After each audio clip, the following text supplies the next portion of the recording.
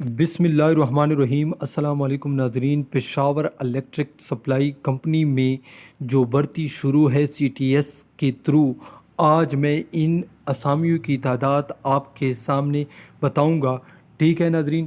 اور یہ بھی بتاتا چلوں کہ پر سیٹ کے لیے حکومت کے رولز کے مطابق 5 بندے بلائے جاتے ہیں، یعنی ایک سیٹ جب ہوتا ہے تو انٹرویو کے لیے 5 بندوں کو بلایا جاتا ہے اور اس میں سے صرف ایک بندہ سلیکٹ کیا جاتا ہے، ٹھیک ہے ناظرین۔ تو میں آپ کو بتاتا چلوں، یہ دیکھیے یہ اسامی کا نام، یہ بی پی ایس اسکیل اس کا لکھا ہے، ٹھیک ہے ناظرین۔